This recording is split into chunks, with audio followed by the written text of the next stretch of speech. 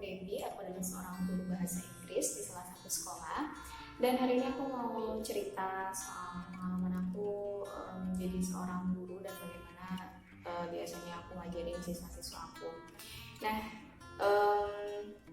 jadi tuh menjadi seorang guru itu bukan perkara yang mudah. Banyak orang yang bilang, alah jadi guru itu kan gampang gitu kan, tamat sekolah SMA juga bisa jadi guru. Tapi yang perlu diketahui sama orang-orang adalah dengan menjadi guru, kalian harusnya itu udah siap dengan beban mental, beban pikirannya juga yang harus dikerjakan oleh seorang guru. Belum lagi di dalam satu kelas itu ada beberapa puluh siswa yang karakternya itu berbeda-beda dan tingkahnya tuh juga pasti berbeda-beda gitu, yang kadang-kadang namanya secara manusiawi kadang-kadang menyulut amarah saya pribadi juga sebagai guru. Biasanya sih aku ngajar itu menggunakan game atau menggunakan bahasa yang mudah dipahami sama anak-anak, pakai bahasa sehari-hari gitu yang biasa mereka pakai ketika ngobrol atau teman-temannya, jadi mereka lebih paham. Apalagi aku ngajarin bahasa Inggris yang bukan bahasa aslinya kita gitu, yang automatically mereka selalu merasa bahasa Inggris itu susah, bahasa Inggris itu apa yang ditulis sama apa yang diucapkan juga lain gitu kan. Jadi mereka tuh kadang kalau melihat muka aku gitu udah kayak stres duluan gitu, ya ampun nih tuh Miss Devi gitu belajar bahasa Inggris lagi nggak paham segala macam. Mereka tuh udah stres duluan aja gitu. Jadi aku selalu berusaha mencari game atau mencari tren apa ya yang kira-kira lagi digandrungin sama seumuran mereka gitu. Karena selain kita dituntut harus pintar menyampaikan materi pelajaran yang kita ampu, sebagai guru kita juga dituntut harus lebih kreatif dan punya pengetahuan umum yang luas gitu. Anak-anak sekarang tuh kan lagi mereka tuh pengen menunjukkan siapa diri mereka ke orang-orang lewat sosial media, dari Facebook, dari Instagram, atau juga dari YouTube gitu. Mereka senang gitu ketika mereka mendapat pengakuan dari orang bahwa aku tuh keren loh, aku tuh punya YouTube loh, aku tuh famous loh di Instagram, aku tuh di Facebook tuh keren loh gitu segala macam, foto aku tuh cakep loh segala macam. Nah, mereka tuh butuh pengakuan itu karena mungkin selama ini mereka mungkin tidak mendapatkan tempat yang tepat untuk menceritakan apa mau mereka, untuk menceritakan masalah pribadi mereka. Mungkin yang selama ini mereka rasakan ketika mereka cerita, mereka tuh lebih kepada dihakimi, dibilang emang goblok aja udah gitu, emang kamunya goblok aja udah gitu. Nah, aku pribadi selama aku mengajar, aku tuh memantangkan atau mengharapkan diri aku untuk bilang bodoh kali gitu atau goblok kali gitu kepada siswa-siswa aku. Karena apa? Karena itu akan jadi luka batin yang akan kita bawa sampai kita dewasa gitu. Karena aku sendiri juga pernah jadi seorang siswa dan aku tahu rasanya ketika digoblok-goblokin sama guru itu sakit gitu rasanya gitu, kayak ngebekas gitu rasanya di hati gitu sampai sekarang gitu. Jujur aku akuin aku memang nggak bisa belajar gimana ya, aku tuh tipikal orang yang kalau belajar tuh harus sambil mendengarkan musik, harus sambil melakukan sesuatu, nggak bisa yang cuma fokus diam baca gitu, nggak bisa. Nah, aku berusaha memahami itu dari diri aku sendiri, aku juga terapkan ke siswa-siswa aku. Ada beberapa siswa mungkin yang dia ketika belajar dia itu harus dengan melakukan sesuatu gitu kan, dan aku selalu berusaha belajar tentang tren-tren apa yang sedang digandrungi mereka, supaya ketika belajar di kelas itu nggak jadi monoton. Jadi aku punya banyak bahan untuk diceritain gitu sama orang itu. Kayak anak cowok mungkin lebih kepada suka balap atau lebih suka bola. Sebenarnya saya nggak ngerti kali ya kalau bola gitu, tapi aku tuh selalu lihat update-an di sosial media gitu kan. Terus aku sering gitu bilang sama mereka, ini hari ini ada pertandingan liga ini ya gitu, antara tim ini ada klub ini dengan klub ini gitu. Walaupun sebenarnya kalau ditanya Miss idolanya yang mana, nggak ada sama sekali karena aku nggak ngerti bola sama sekali gitu kan.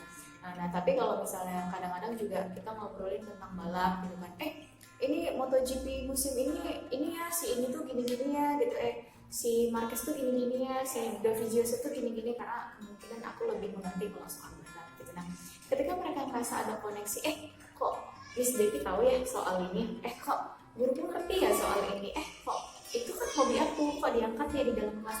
Mereka tuh punya pride gitu, punya kebanggaan gitu. Artinya mereka merasa mereka punya seseorang yang satu hobi, walaupun sebenarnya nggak hobi juga gitu, cuman aku aku senang aja menggali itu, mencari tahu itu. Terus kalau untuk kayak cewek-ceweknya, mungkin kebanyakan anak-anak cewek sekarang tuh suka Korea. Secara pribadi aku juga nggak suka Korea, aku lebih suka film India gitu. Tapi aku berusaha gitu cari tahu siapa apa ya, kalau Korea aku memang buta banget, tapi kebetulan adik aku tuh seneng Korea, jadi kadang aku selalu nanya, BTS itu siapa-siapa aja sih anggotanya gitu. Aku suka menanyakan itu, dan nanti tuh mereka excited menjawab, oh ini Miss, itu si ini Miss tuh kayak gini Miss, terus ada souvenirnya Miss, ada merchandise-nya tuh kayak gini. Nah mereka excited gitu, dengan mereka excited belajar, bukan belajar sih, dengan mereka excited menceritakan apa yang menjadi kesenangan mereka karena itu diangkat sama gurunya gitu. Aku berharapnya sih mereka jadi lebih nyaman gitu ketika belajar sama aku. Ya udah, nanti setelah kita cerita-cerita aku akan bilang, iya, ya udah coba contohnya dibikin, coba subjeknya dibuat BTS apa misalnya, BTS sedang mengadakan konser di Malaysia.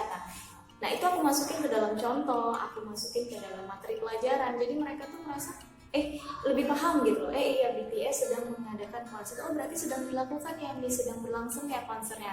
Mereka tuh lebih paham gitu, memahami materi misalnya present continuous tense gitu. Jadi aku lebih ngasih contoh yang real gitu ke mereka.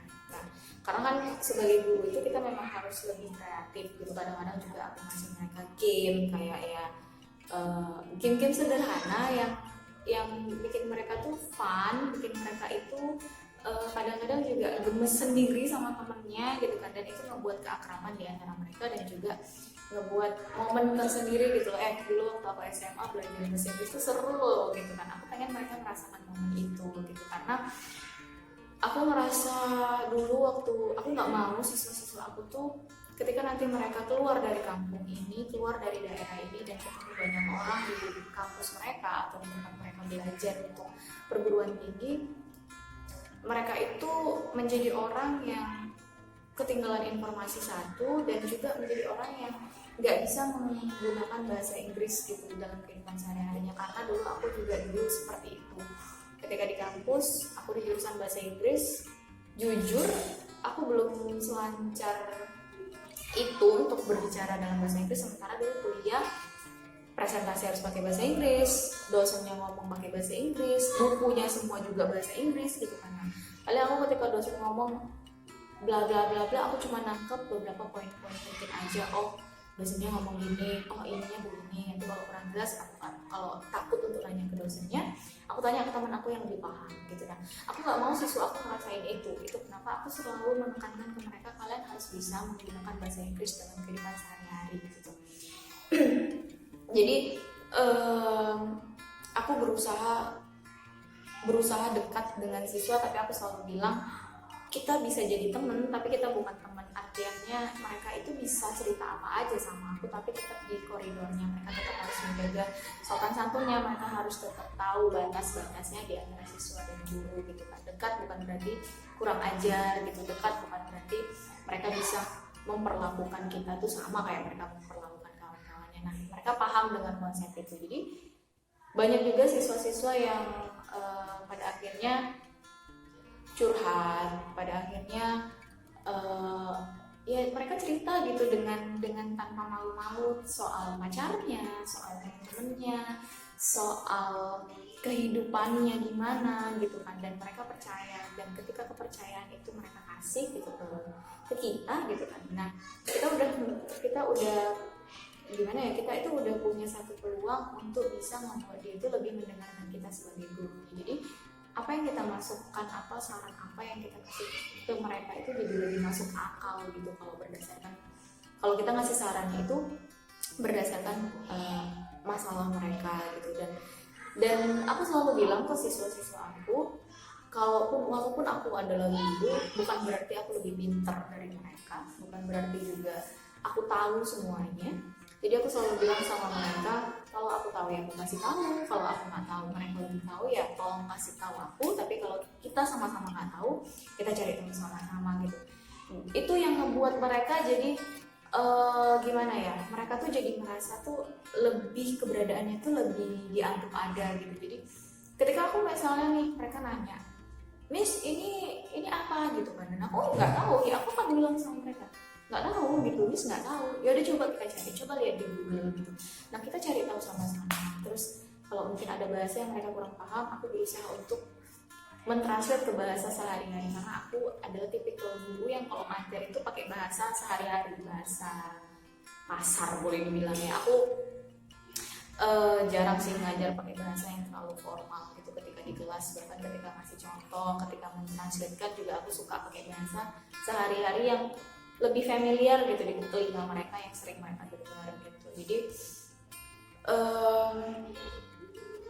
aku tuh, cita-cita aku tuh dari dulu pengen itu jadi guru yang punya memori di setiap siswa-siswanya gitu, memori yang ya galaknya, ya memori baiknya gitu loh. Dan setidaknya aku pengen apa yang aku sampaikan itu selalu bermanfaat, gak cuma ilmunya tapi juga pengalaman aku yang masih sedikit ini untuk mereka gitu. Dan aku pengen ngebuat mereka tuh jadi anak-anak muda yang punya pikiran lebih terbuka, punya pikiran lebih pakai logika gitu. Dan aku selalu bilang gitu, ketika aku sering sih gitu, kalau anak-anak muda sekarang, apalagi kalau anak SMA itu kan mereka tuh masih merasa kalau jatuh cinta tuh wow gimana gitu kan ya. Aku selalu bilang sama mereka, kalau misalnya ada yang mau, ada yang suka sama kalian, cuman modal tampang doang, bilang sama mereka, maaf nih bang gitu ya, maaf nih bang gitu, kalau cuma makan bakso doang mending aku pakai uang jajan yang dari emakku gitu kan. Aku tuh selalu bilang kayak gitu, aku tuh selalu bikin umpama yang kayak gitu. Dan itu ngebuat mereka tuh sadar gitu kalau di seumuran mereka permasalahan cinta itu nggak seberat permasalahan hidup yang akan mereka hadapi nantinya ketika mereka udah selesai sekolah gitu. Nah, ketika mereka sadar gitu akan hal itu, mereka akan mempersiapkan dirinya dengan belajar, dengan berusaha menemukan passionnya apa gitu. Dan aku nggak pernah maksudnya memaksa siswa untuk bisa punya nilai tinggi di kelas aku. Aku selalu bilang nilai itu cuma angka-angka aja ya. Yang penting dia punya attitude yang baik, karena aku lebih menghargai orang dengan attitude yang baik itu daripada orang yang nilainya bagus tapi sombong tapi attitude-nya aku nggak baik ya. Sorry to say, nggak appreciate sama sekali gitu. Dan apa ya? Jadi menjadi guru itu sebenarnya bebannya banyak gitu. Nah, kadang-kadang tuh suka miris sama orang-orang yang masih memperlakukan guru itu seperti profesi yang rendah gitu. Kenapa? Karena banyak hal yang mungkin nggak diceritakan oleh si guru tentang masalah pribadinya gitu. Itu tadi aku menceritakan dari sisi secara kelasnya, secara gimana mengajar di kelasnya, gimana guru harus profesional, harus tetap bisa ceria, harus tetap bisa happy, even though di luar dari itu guru itu punya masalah pribadi yang harus dikesampingkan. Dan tuntutan seorang guru itu banyak. Mereka harus mengerjakan RPP-nya, menyiapkan materi belajarnya gitu kan. Jadi mengajar itu bukan sekedar datang ke sekolah terus di depan kelas mencatat terus buka halaman sekian, kerjakan halaman sekian, enggak gitu. Jadi ada beban moral yang harus dijalani sama seorang guru, yang harus bisa diterapkan dan harus bisa diajarkan ke siswa-siswanya. Dan itu nggak segampang yang kelihatannya. Allah jadi guru kan cuman datang suruh kerjakan ini, kira-kira nggak tahu baca begini, bukan kayak gitu kan. Jadi guru itu bebannya banyak, dari pemerintahnya, dari kepala sekolahnya, dari apalagi ya, bahkan dari orang tuanya gitu. Kalian bisa bayangkan di dalam satu kelas itu ada paling sedikit 26 siswa dari 26 rahim yang berbeda mungkin, dengan latar belakang keluarga yang juga berbeda-beda, dengan permasalahan pribadi mereka yang juga berbeda-beda, dengan karakter dan pola tingkah laku yang juga berbeda-beda, bahkan kadang ajaib-ajaib. Dan itu harus dihadapin oleh satu guru di depan kelas, yang mana gurunya itu tetap harus bisa mengajarkan ilmu yang dia punya dengan baik, tapi juga harus tetap bisa mengontrol emosinya dengan baik. Dan sementara kadang-kadang tingkah para siswanya juga bikin sasak nang boru naik gitu. Kadang-kadang juga tingkah siswanya ini bikin kita keluar tanduk, keluar taring, berekor, bercakar, semuanya keluar gitu. Nah itu harus dihadapi setiap hari Senin sampai Sabtu gitu. Dan kita harus tetap profesional, nggak peduli utangmu di mana, nggak peduli cicilanmu belum dibayar atau gimana, nggak peduli itu lagi putus cinta atau bagaimana, nggak peduli lakimu lagi bagaimana, binimu lagi bagaimana. Pokoknya ketika di dalam kelas jebret kita harus berdiri tersenyum, selamat pagi anak-anak, kita harus menyambut siswa kita dengan benar-benar profesional dan itu nggak mudah. Jadi please buat orang tua siswa yang masih merasa lebih superior kepada guru-guru karena merasa kami ini digaji karena mengajar anak-anak kalian, apalagi kasihan yang guru-guru anak, please mulai sekarang hargain profesi guru, tugas mereka berat. Mereka menggantikan posisi kalian dari pagi sampai ke siang hari atau bahkan sampai ke sore hari untuk mengajari mereka banyak pelajaran, untuk ngasih mereka ilmu yang mereka punya gitu. Apa ya, suka sedih aja gitu kalau ngeliat guru-guru yang dituntut sampai ke kantor polisi, sampai dilaporin ke polisi gara-gara mungkin mukul siswanya atau mencubit siswanya gitu.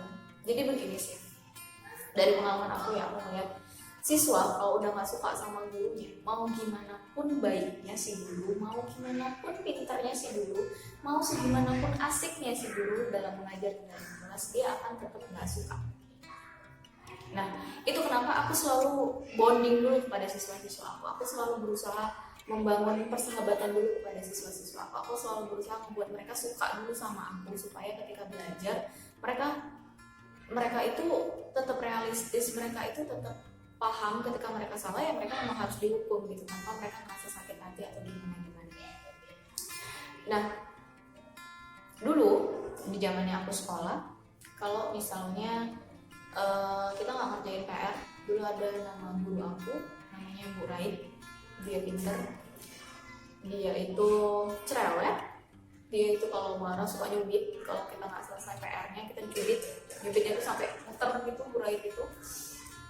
Tapi kita nggak pernah, aku sendiri aku nggak pernah merasa sakit hati ya, karena kita sadar itu memang salah gitu, aku nggak ngerjain PR matematika yang dikasih. Dan kalaupun ngadu sama orang tua tuh, emak bapak aku tuh malah makin kayak yang marah gitu ya, kenapa nggak dikerjain. Bahkan dulu kalau aku nanya PR matematika sama abang sama abang aku tuh suka takut gitu, karena memang aku nggak ngerti gitu kan.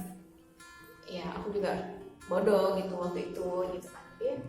Ya aku nggak pernah ngerasa sakit hati gitu kan. Dan sekarang guru-guru itu terkekang di situ gitu. Ada satu sisi mereka merasa kenapa pada akhirnya siswanya ketika melakukan kesalahan ya udah dibiarin aja gitu kan, karena mereka takut gitu ya kalau nanti dipukul, mereka orang tuanya nggak terima, dimarahin anaknya terus dilaporin ke polisi. Nah mereka harus berurusan sama hukum, sementara mereka juga harus cepat cari nafkah gitu. Banyak kan guru-guru sih ngerasa kayak gitu, mereka males aja gitu udah berurusan gitu, ya udah biarin aja lah, suka hati anaknya lah, memang anaknya bandel nggak bisa dibilangin mau gimana gitu.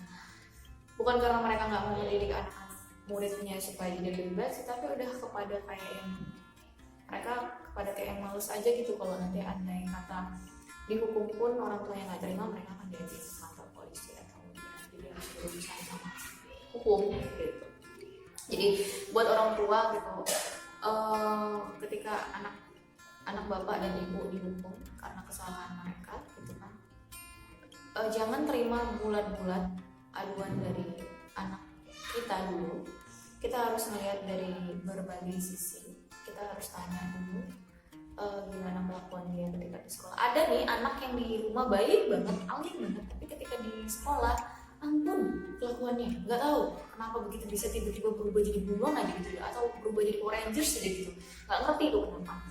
Dan itu yang kadang nggak dihadapin sama orang tuanya di rumah gitu. Jadi orang tua tuh bisa dengan seenaknya bilang anak aku nih baik, anak aku nih begini, tapi dia nggak pernah tahu gitu kelakuannya di sekolah selama beberapa jam yang dihadapin sama guru-gurunya di sekolah itu. Dia nggak pernah tahu gitu, karena mungkin anaknya nggak pernah berani ngelakuin itu di rumahnya gitu. Jadi sebelum para orang tua marah ketika anak-anaknya dihukum sama guru-gurunya, coba please gitu, secara objektif cari tahu kenapa sih si anak ini kok bisa dihukum, alasannya apa. Kalau memang dia dihukum tanpa alasan yang konkret, tanpa alasan yang kayak gak masuk akal, karena misalnya nih, oh aku dihukum, aku dipukul pak sama guru aku, kenapa? Karena guru aku nggak suka aja lihat aku katanya. Nah itu baru salah gurunya, fix itu salah gurunya, ada yang salah berarti sama gurunya. Tapi kalau dia dihukum karena dia cabut dari sekolah, merokok gitu kan, atau dia melanggar peraturan dan tata tertib yang ada di sekolah, ya wajar gitu kalau dia dihukum gitu kan. Gimana ya, ada juga kadang perkataan orang tua yang bilang, ya orang tua mana sih Miss yang rela kalau anaknya dimarahin, anaknya dipukul sama gurunya, sama orang lain gitu. Awak aja di rumah nggak pernah pukul anak kami aja di rumah nggak pernah kami pukul gitu misalnya. Ya udah gitu, kalau memang di rumah anak kalian nggak pernah dipukul, maaf anak bapak ibu nggak pernah dipukul, nggak pernah dimarahin sekeras ketika dia dimarahin di sekolah, ya udah tolong bawa pulang aja anaknya, nggak usah di sekolah. Gimana ya, miris aja gitu melihat ketika guru gajinya udah rendah, direndahin lagi sama orang-orang yang nggak paham dengan beban yang harus mereka jalani ketika mengajar, ketika menjadi seorang guru gitu. Kayak ngerasa sakit hati aja gitu aku sebagai guru gitu loh. Dan apa ya, kayak ngerasa tuh kami tuh ngajarin anak-anak yang bukan anak kami, bahkan kadang-kadang yang masih gadis-gadis atau lajang-lajang, dia harus ngadepin tingkah anak orang yang seharusnya ya kalau dia secara tidak manusia ini dia bisa bilang ya udah bodo amat, suka hati kalian, mau kalian mau jadi apa terserah. Tapi karena dia punya beban moral, beban kemanusiaan yang harus dia jalankan, dia nggak bisa seperti itu gitu. Tapi mereka harus ngadepin tingkah anak-anak yang kayak gitu. Jadi please, mulai sekarang kita harus bisa membangun juga, orang tua dengan guru harus bisa membangun hubungan yang baik untuk mencari tahu kelakuan anak kita di sekolah itu gimana. Dan kita sebagai guru juga harus mulai menyiapkan diri untuk jadi guru milenial yang gak cuma pintar secara materi, tapi juga harus kreatif, harus mulai membuka mata, membuka pikiran bahwasanya dunia anak-anak sekarang yang kita hadapi itu beda sama dunia kita dulu. Tingkahnya juga jauh berbeda sama tingkah kita dulu sebagai seorang siswa.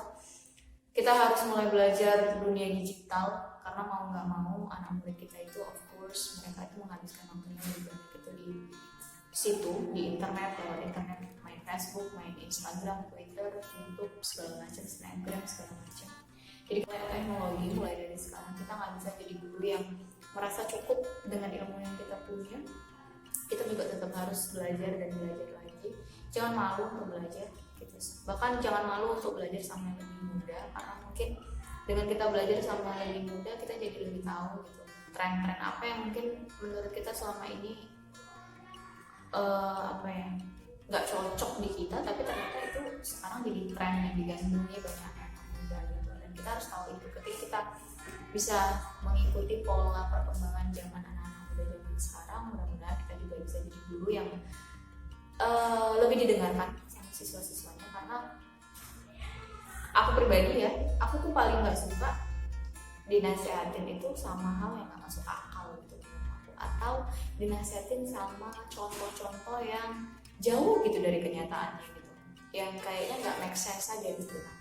Tapi ketika kita ngasih contoh, ketika ada seseorang yang ngasih contoh yang sesuai gitu sama latar belakang kita, sama masalahnya kita, sama apa yang saat ini kita jalani gitu kan, sama perkembangan zaman yang saat ini juga sedang berlangsung gitu, itu kayak lebih masuk akal aja gitu, dan bisa lebih diterima ketika itu masuk akal. Tapi kalau misalnya kita nasihatin anak-anak kita, siswa-siswa kita, jangan main handphone aja kerjaan kalian, bodoh nanti kalian, itu nggak make sense sih kalau menurut aku. Kenapa nggak make sense?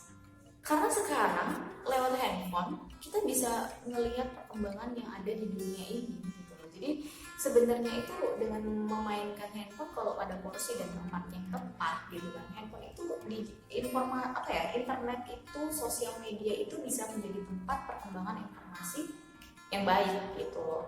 Masalahnya gitu, mereka itu sudah dijustifikasi duluan ketika megang handphone. Main handphone aja kerjaan kalian, cuman kayak gitu, cuman gak bodoh, cuman jadi mereka tuh kayak jadi yang males gitu. Padahal sebenarnya nggak semua yang main handphone itu cuma main handphone ya useless doang, enggak gitu. Karena juga ada yang kayak baca berita mungkin, ada yang baca cerpen mungkin, that's okay, nggak masalah gitu loh. Terus ada juga yang bilang kayak mana mau main game aja kerjaannya, cuman mau pintar gitu sekolah, itu nggak make sense sih menurutku. Kalau ngasih nasihat ke siswa tuh yang kayak gitu, kalian tuh jangan main game aja kerjaan kalian, nanti kalian tuh jadi nggak jadi orang sukses, nanti kalian itu jadi bodoh. No, itu nggak make sense. Kenapa? Karena di zaman sekarang udah banyak gamer profesional yang berkecimpung di dunia game online dan punya penghasilan miliaran rupiah. Jadi nggak make sense sekarang itu kalau ngomong sama anak-anak kita, anak murid kita, dengan bilang jangan main game aja kalian, cuma kalian mau jadi orang sukses. No, di luar sana banyak gamer online yang sukses gitu. Nah, justru kita jadi guru harus bisa tahu gitu loh, harus tahu tren itu dan gimana caranya supaya anak-anak ini bisa dapat main game dan tahu kapan porsinya dia harus main game, kapan dia harus belajar. Itu seharusnya sih. Jadi bukan dengan menjustifikasi atau menasihati atau menggurui sesuatu yang sebenarnya kita nggak mengikuti perkembangan zamannya. Itu tadi makanya kenapa guru harus tetap mengikuti perkembangan zaman gitu.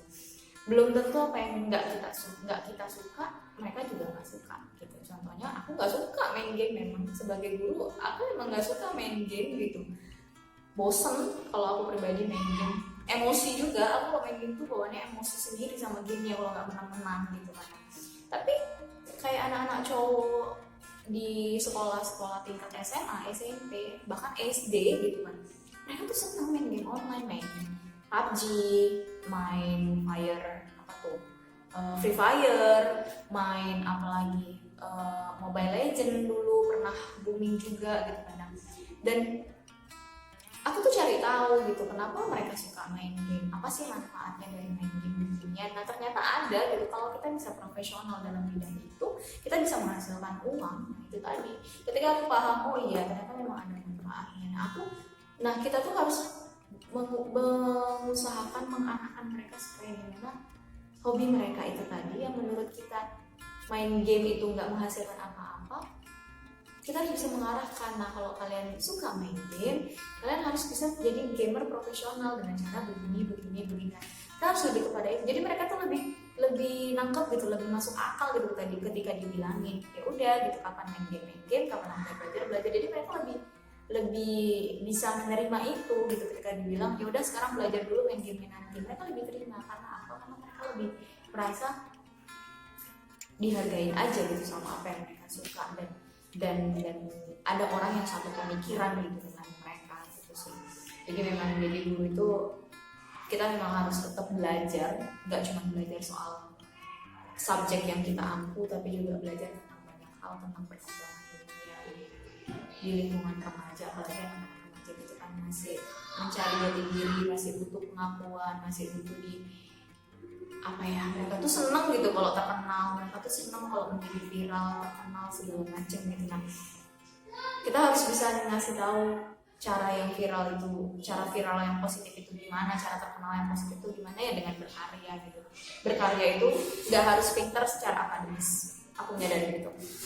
Jadi jangan pernah remehin siswa kita juga yang mungkin secara akademis mereka nggak begitu luar biasa, mungkin nilainya biasa-biasa aja, di kelas juga biasa. Jangan pernah remehin mereka, karena kita nggak pernah tahu potensi apa kan yang ada di dalam diri mereka gitu. Mungkin mereka memang lebih senang hal-hal yang praktikal, mungkin mereka memang lebih senang dengan hal-hal yang berbau seni, mereka mungkin nggak suka memang yang belajar, mendengarkan penjelasan, mencatat, apa mereka bosan. Ada yang seperti itu, tapi jauh di dasar itu semua, jauh di belakang itu semua, mereka punya kemampuan yang mana sebagai guru kita harus bisa mencari tahu itu apa dan menggalinya dan membantu mereka untuk menemukan jalannya untuk bisa menggunakan apa yang mereka suka itu menjadi sesuatu yang menghasilkan nantinya ketika mereka udah dewasa dan siap menghadapi dunia yang sebenar-benarnya gitu. Jangan pernah remehin siswa kita karena mungkin mereka nggak pinter, mereka nggak kaya,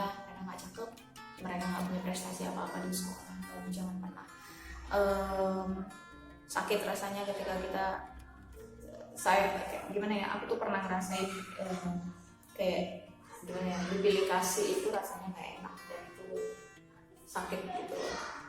Kita biasa aja di sekolah, kita nggak ini, jadi kita diremehin gitu. Nah itu rasanya sakit gitu. Jadi jangan pernah kita tuh jadi guru yang hanya membanggakan siswa-siswa kita atau alumni kita yang udah berhasil dalam artian udah jadi PNS, udah jadi polisi, atau udah pekerjaannya yang pakai seragam yang keren, yang kece, dan lalu kita melupakan siswa-siswa kita yang mungkin biasa aja, mungkin dia memilih jadi guru rumah tangga, mungkin dia memilih untuk kerja dari rumah, mungkin dia memilih pekerjaan yang sesuai passionnya, walaupun itu dianggap orang tak keren sama sekali, gitu, nggak punya seragam sama sekali, nggak punya kantor sama sekali, dan kita harus bisa menghargai itu dan kita harus tetap bangga gitu. Kenapa?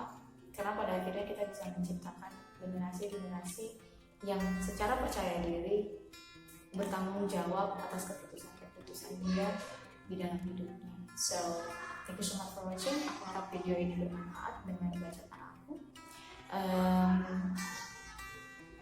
Next time aku bakal share lagi kelakuan-kelakuan ajaib apa yang bisa dilakuin sama siswa-siswa ketika ada di dalam kelas, ketika belajar. Nah, ini kadang bikin kita gemes, bikin kita marah, bikin kita kadang-kadang ya lucu juga gitu. Tingkah-tingkah mereka banyak mungkin akan buat di next video. So thank you so much for watching and semoga memberi manfaat. Bye bye.